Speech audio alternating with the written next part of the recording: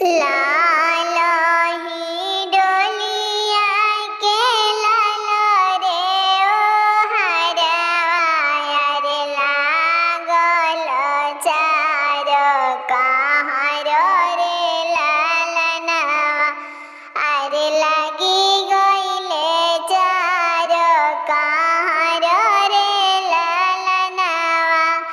हम तो से पूछिले लाली दुल्हनिया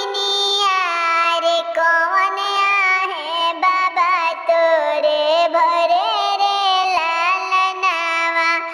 सोने के लुटवा दुल्हा पौआ पखरले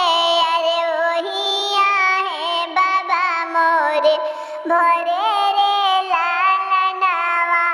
अरे उहे आहो बाबा मोरे भरे रे लालनवा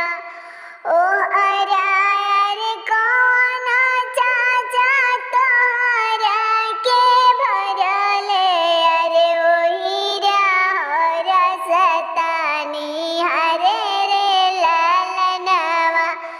सोने की थाली चाचा आरती उतरले अरे ओही आहे चाचा हमरे बड़े रे लालनवा सोने के सुपवा में भैया लौआ परिछले अरे ओही आहे भैया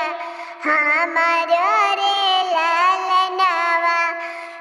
सोने के सुपवाया माजुरी जे भरली अरे ओही आहे